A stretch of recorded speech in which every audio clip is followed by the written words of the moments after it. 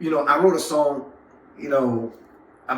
20 years ago that people still today like, man, like this resonates with me. This, this helped me through this and this and this. Mm-hmm. And so that to me is important. And then also they usually provide opportunities for me to connect with people on when I'm playing shows. So what I do mainly now is I still go out and play shows, but I do a lot of public speaking. So I incorporate music. So I tell my life story, but I do it as a storyteller with this guitar around my neck. And I'm like, it's like I had to find my path, I had to blaze my own trail. Right. This is a song, walking, and then I start playing a song that I have that's based on that time. Then I kind of go into the next spill of my story. Sound like walking chords too. Yeah, exactly. that's it. And that's it. So real quick, just in case if you guys didn't know what was going on, so we're supposed to be writing, but this is turning into something really dope. And I'm here with Damien Horne, who's been an old friend of mine and a Nashville fixture in the songwriting space for so long. And, I kind of dip back and forth into Nashville. And when I do, it's people like this that is anchored in creating some amazing music and also just inspiring stories to keep people elevated during this time. So I invited him over. We started talking. I'm like, man, this should be recorded. Right. And so I'm like, you know what? Hey, why not? So here we are. And I mean, whatever you catch. You're kind of like eavesdropping in on what I'm doing. But I just press the record button and we're just doing what we were naturally doing before I turned on the record button. So what you see is what you get. But he's essentially telling me a story about what's kept him in this, game, so to speak. As it relates to songwriting and staying inspired and staying hungry to keep writing songs. And he's telling me how he's inspiring people and how he's now, doing public speaking and incorporating his singing into that. And that's such a beautiful thing because I kind of moonlight in and out of the songwriting world. So it's nice to know that there's somebody like Damien really, really, keeping that part of his life alive and inspiring me to kind of go, okay, yeah, there's value in this. Right. Because, I chose visuals because I know that it's evergreen. It's something that is not seasonal. And I think everybody needs that. And I hope to be able to elevate people with that sort of platform because nowadays there's social media. So where people need visual content. And so I feel like there's a need and there's a space for that. And given how fast Nashville is growing, I'm like being here for 10 years, coming back, I'm seeing this totally new Nashville. It is. So I'm like, it'll behoove me not to be able to bring something back that I've amassed in New York as a photographer and being inspired to elevate people visually, right? Where he's still, he's staying in the music space, which still serves the same purpose, which is to inspire, but being able to do that at a capacity that still keeps you inspired. Yeah. That's a beautiful thing, man. So and it's kind of like what you were saying before. You was like, you had to find that space within photography where you still felt like you could do you in that sense but still be able to inspire and motivate and push other people forward. Yeah. And that's kind of like the same thing I'm doing with music. You know what I'm saying? Like before, like I said, when I first got here, it was all about I gotta write that 3 minute, 30-second song that's, gets to the hook by the first, 30 seconds. Right. Right. All the formulas, everything that you learn in the songwriting biz, I had to do it like that. And then, it was funny because in the beginning, I didn't know all that stuff. I was just writing from a place that just felt genuine to me. And then then I went into this space where I always tell people once I got my first publishing deal in 2004. So I've been doing nothing but music since 2004. So that's like 16 Not many years. people can say that. So that's super dope. 16 years, man. When I said it out loud, 16 years. I had worked another job for 16 years and it's always been music. But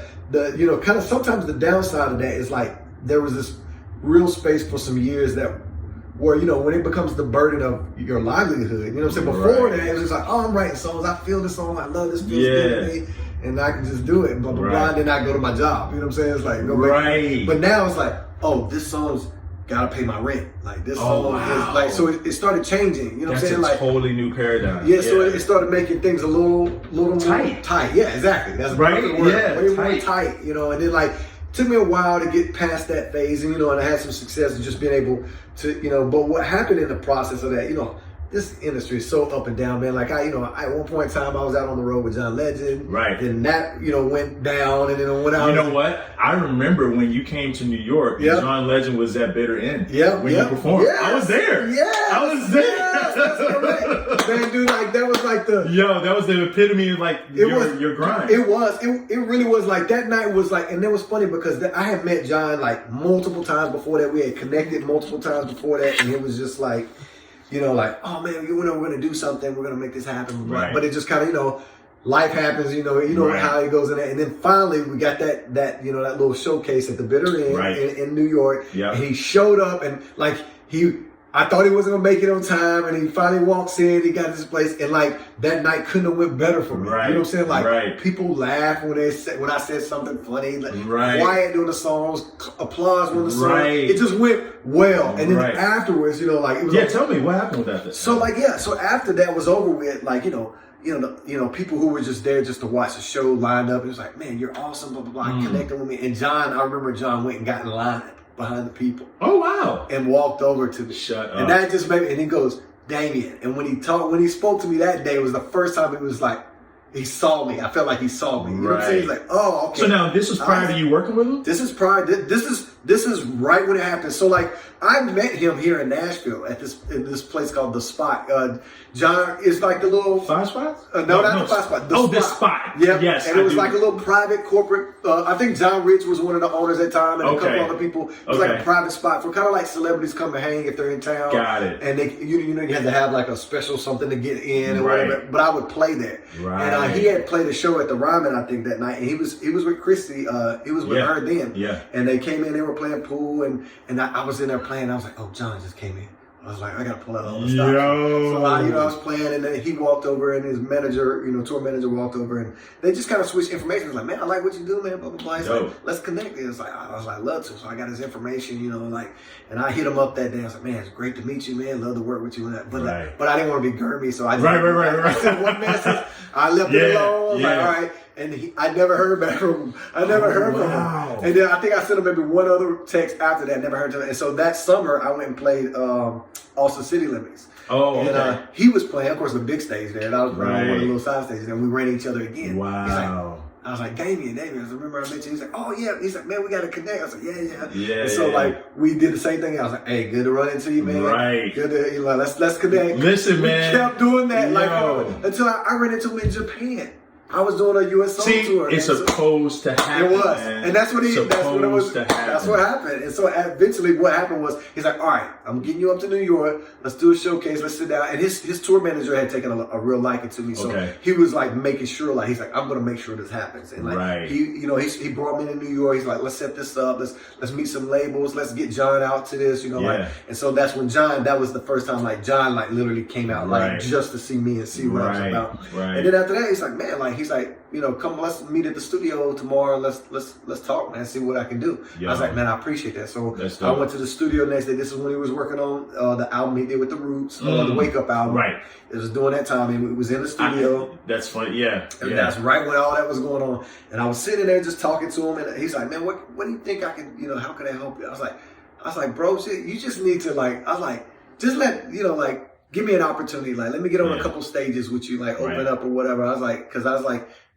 I know this industry, honestly, is like high school to me. It's kind of like cool kid. Oh, the cool kid. Chaz is the cool kid. So if the cool kid says, give him a look, then everybody will give him a look. And I was like, and if people look my way, I think the music will speak for itself. You know what I'm saying? So I was like, but. Just like, get me to the dance. Yeah, exactly. Get me to the dance. That's what I wanted. Get me to the dance. That's what I wanted, man. And I was like, just give me that opportunity. He's like, okay, and then so he let me open up for him. He did a show in Rochester, and I opened up. It's probably like, it was, anywhere 3,000 to 5,000 people, like a smaller kind of thing for him. It was just him and a piano, and I would open up for him, just acoustic guitar. Yeah, that made sense too. Yeah, and I came out and just did my thing, and dude got a standing ovation. And he was just like, okay. And then like, so we, kept working together. But during that same time I was still coming back and forth to Nashville, writing, doing all kinds of, I'm back then, I'm doing everything. Like, I got the energy and all this, with this flow, it's so much about momentum. Absolutely. And then that's how I ended up, writing with Krista and Nick. And then started this country trio, and then got signed by Warner Brothers. And that took off. So all these things were kind of happening all at the same time. But that was the John story. Yeah. He really gave me a good look. Cause like when, there's some interviews that him out, and he was just like, yeah, I'm working with this cat out in Nashville, Damien Horne, you know what I'm saying? Dope. He was this is like a London, interview he was doing. You know what I'm saying? So, but like that kind of stuff, people don't. That really helps. You know what I'm saying? It's just like I said, it's like when you can do that, then it makes people like, oh, well, John's talking about this. Maybe I need to give this guy a second listen. And then I told him, I was like, honestly, I believe in what I do enough to think that he can stand on his own. But sometimes, and there's a lot of people like that, but sometimes they never get the spotlight put on them for any amount of time. So with that said, and just with that relationship with John, have you ever considered doing The Voice, or have you done The Voice? How many times? At least 6-7 times. The very first year that the Voice came out, I got an audition. They told me come down and audition for this. It's a new show called The Voice, and I was like, now I'm going to say this right now, but we're about to dip into a really interesting story. Once he begins this, he's going to open it up, but watch where this goes. Okay, yeah, watch where this goes. So the very first season, I had just got back. I remember I had just got off the plane from.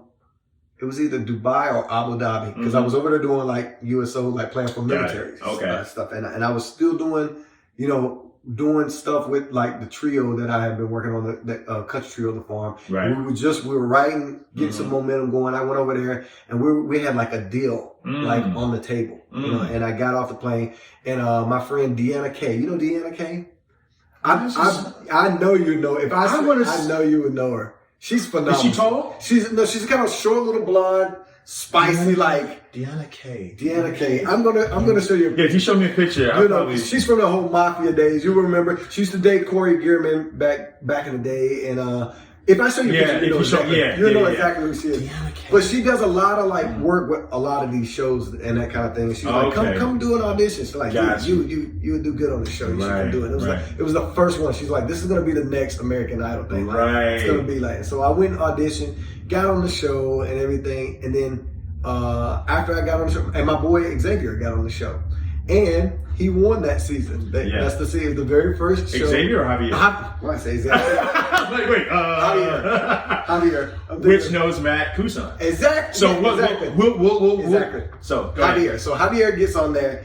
He wins that, but that's the same season I got on this first one. And I didn't do the show because I think it was 5 days after I auditioned, got on the show, we signed our record deal. We signed our record deal. Oh, okay. That's what happened. And so then I never, and then it was been years after that. I just never did it again. Never auditioned or did it again. So I wanted him to speak first on that, because that's really interesting, because I did the second season. Did you? I didn't even know that. So watch this though. So okay, because of your year, the success of the first year, Javier Colon wins. Yep. He's awesome, by the way. Yeah. There was a conundrum because the year that I was on, because that first season, they had to cycle through the auditions twice because it was a new show nobody knew about. Right. So they cycled through the same people that ended up getting in on the second season. Oh, wow. Because it wasn't an established show. Nobody knew who it was. So here I come, so I'm like, okay, a new vocal show. I'm in New York. I live in Brooklyn. I actually ended up going to test myself to see if this thing is legitimate, to see if it's, I didn't want to go through managers and go through, get a hookup and get an audition. I waited in line forever. Oh, wow, yeah. I went through it the most natural way possible. Right. Just to make sure that it wasn't something I was vetted for or anything like that. Right. But by this time, I think they at least got the inkling that they needed to bolster the roster by having managers and labels involved and kind of putting their people in.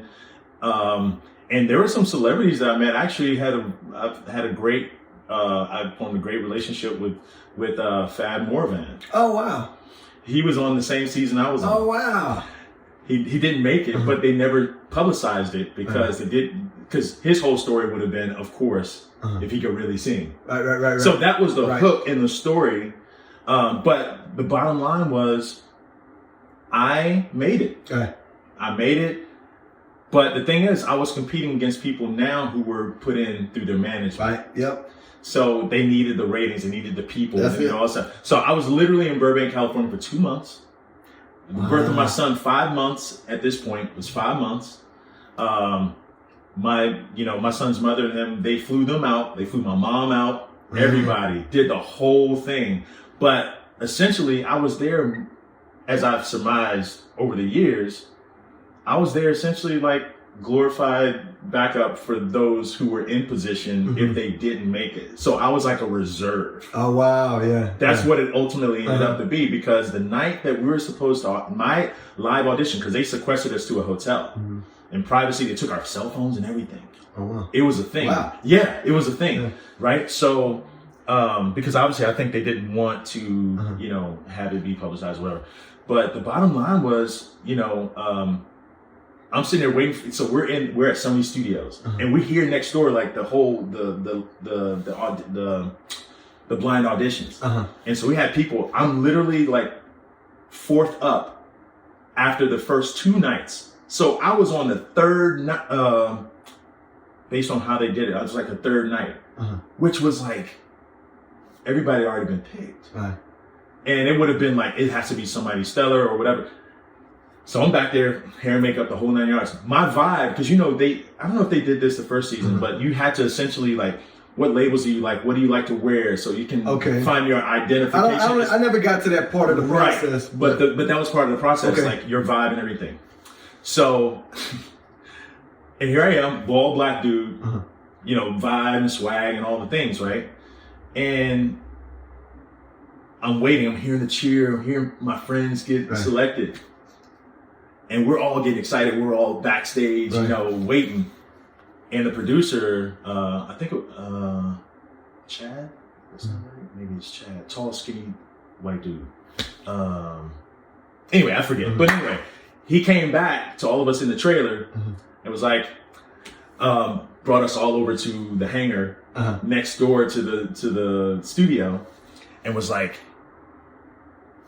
guys, thank you so much for auditioning this year. We've filled out all the spots. Thank you for your time. You'll be having your flight tomorrow morning.